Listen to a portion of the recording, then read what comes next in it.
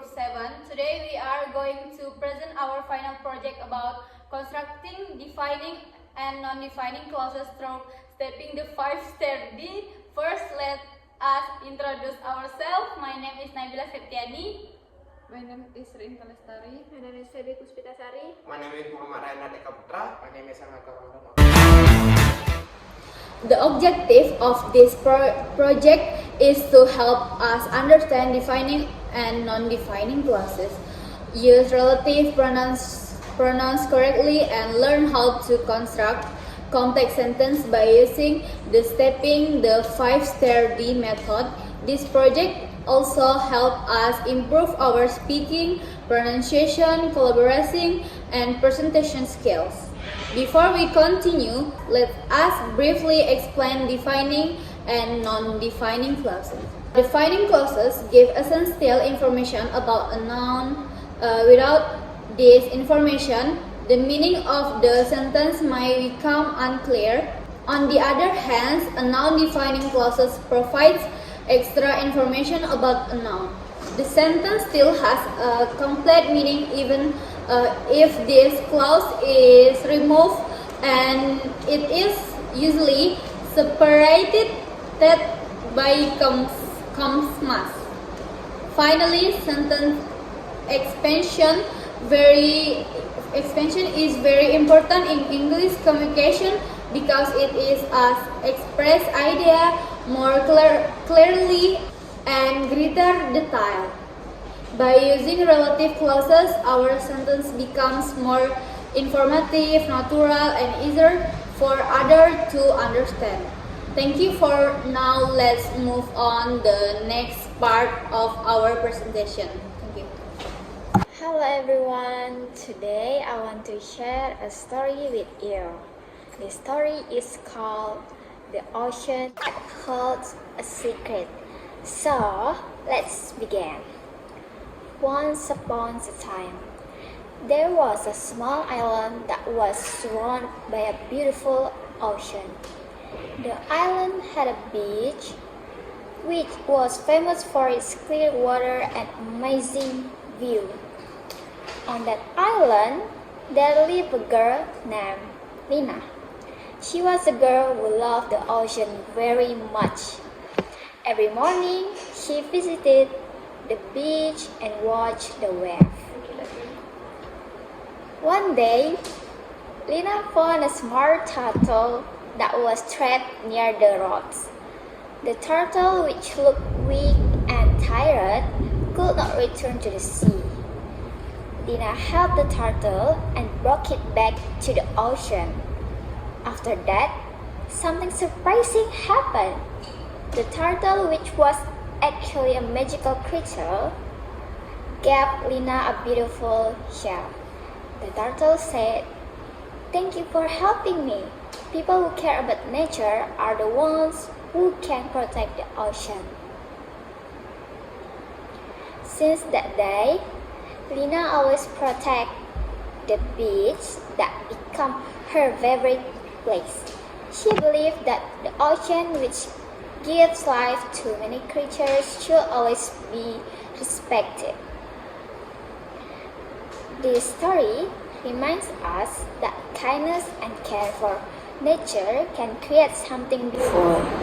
And that is the end of the story, The Ocean That Holds a Secret. I hope this story reminds us that we should always care for and protect nature. Thank you for listening. And now I will be explaining the defining clauses. Okay. Defining clauses means that it explains that these give essential information to identity of the noun. It do not uses commas. Example.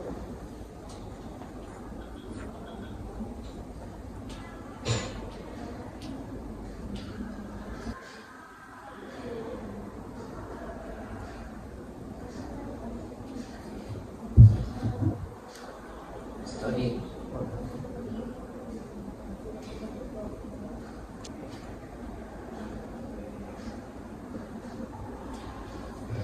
Like this. This is the example, the text example. It says the student who studied hard gets an A, which means it tells the noun of the student. It didn't specify the name. Well, meanwhile, the non-defining clause.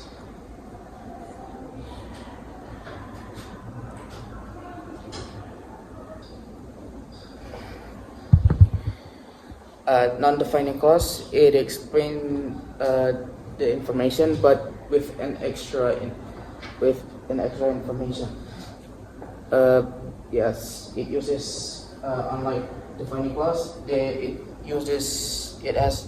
it's supposed to use commas. And this is the example of the text. It gives us the extra information by the name of the student is Budi, and we know the rest of the text is as a fact. And now for the punctuation rules, a little extra thing. Punctuation rule, I will explain it. It's supposed to emphasize the simple rule, like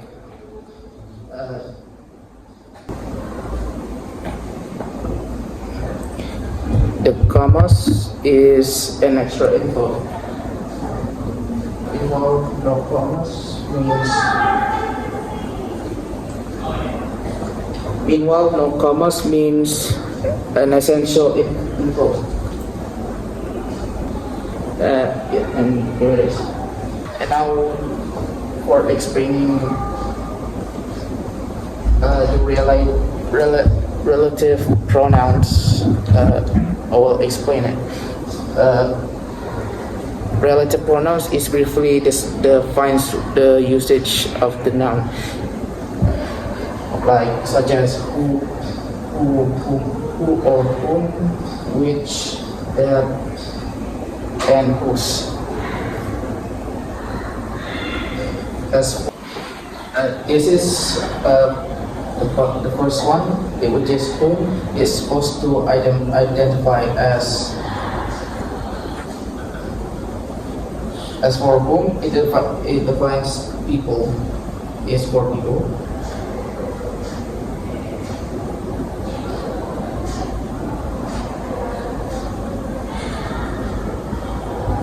Which is for objects or things.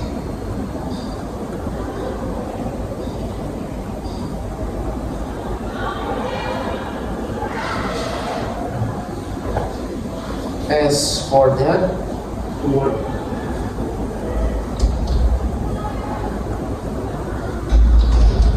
that means for both.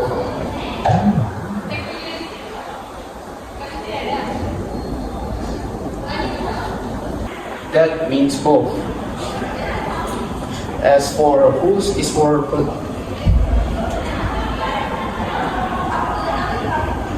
whose is for possession. Possession or ownership.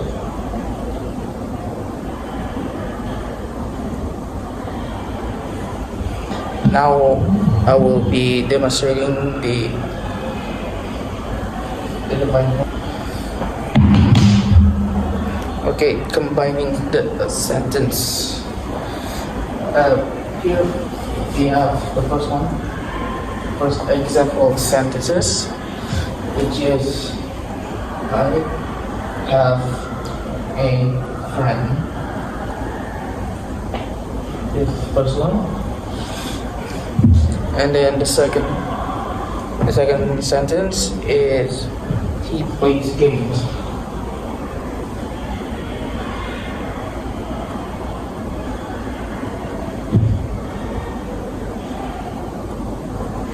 And now we combine them by using one of the defining clauses, which is by adding the commas.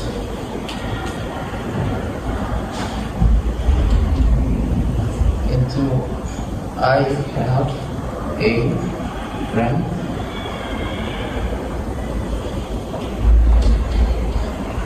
who plays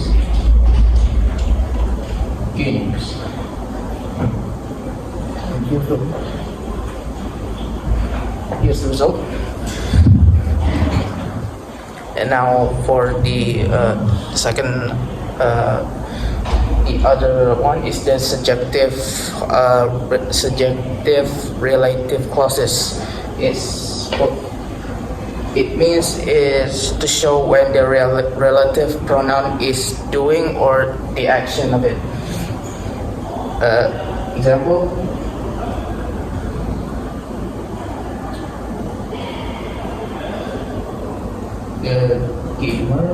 The gamer who won the match,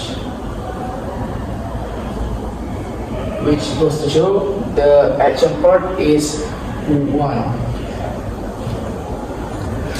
And now we move on to the objective relative clauses. Is supposed to show the adjective, which is the relative pronoun is receiving the action. Is also the example is the same. The gamer who, we use whom because the person who receiving it is the I know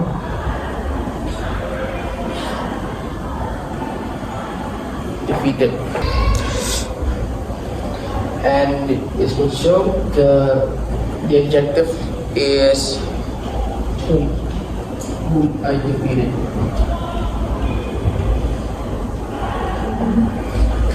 And this is the objective one. And now for the possessive, which possessive relative clause is supposed to show. Hence the name possessive means possession or ownership. It show how to use use whose to combine the sentences involving ownership. I'll give you the example. It's still the same. The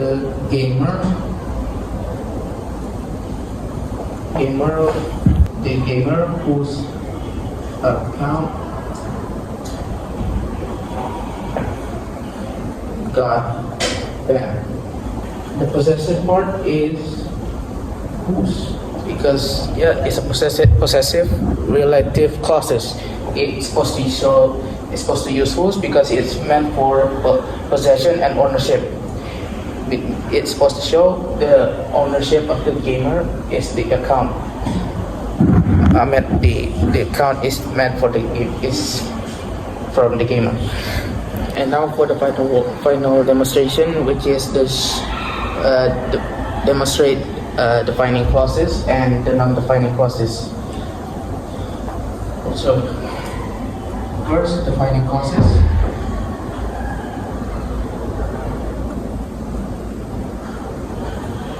I will remind you again, defining clauses, it doesn't actually uses, there's no commas in defining clauses. Yes, so now I will show you the examples. The students who study English are smart, and I'll explain it. Notice there are no commas. That's because the clauses is essential, and we are only identifying the specific groups, which is only the students who study English are smart. And now for the non-defining clause, this one it actually uses commas, not just only, but have to. It's a must. Here's the example sentences, which is this is still the same, but with an extra change. be at the commas. The student who study English are smart. Well, into explaining it, here we use commas, and this means the clauses is just an extra information. The sentence means all the students are smart, and as a bonus fact, the bonus fact is they happen to study English, and that's all for me. Okay, for part 5, we are going to tell you some pantun. First pantun, the birds sunshine all day, birds are singing in the tree. The student who studies every day will speak English happily. The clause who studies every day is a defining clause because it identifies which student we are talking about. For the second pantun, the moon is glowing in the sky. Stars are sparkling through the night. My sister, who is always shy, makes every moment warm and bright. The clause is who is always shy is a non-defining clause because it adds extra information about my sister and is set off by commas. The third pantun, flower bloom beside the lake, butterfly dance near the tree. The book that help us grammar makes learning easy for you and me. The clauses that help us grammar make is defining clauses because it specifies which book we are talking about. Pantun number 4. The river flows along the way. Leaves are dancing in the breeze. Mr. Ahmad, who teach every day, help us learn with skill and ease. The explanation is, the clauses who teach every day is a non-defining clauses because it adds extra information about the Mr. Ahmad and is set off by commas. And now I'll be explaining the pantun under defining clauses, which is rain is falling from the sky. Fresh air moves across the land. The friend who always stands by is respected throughout the land. And I will explain the clauses which is who always stand by is defining clauses because it identifies which friends we are talking about. Okay, for part 6, our group comprised taking the parts therapy with another grammar teaching technique namely sentence combining. Sentence combining is a technique that combines two or more simple sentences into one more complex sentence. The function of sentence combining is to help students create more effective and complex sentences.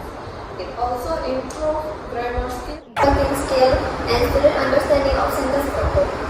In addition, this technique can be used to construct defining and non-defining clause like combining simple sentence into one sentence. So, this is the example for sentence combining technique. She is removed because it is replaced by who. So, there cannot be two subjects in one sentence. When the sentence competition is placed after the verb, because it explains the girls who won the competition.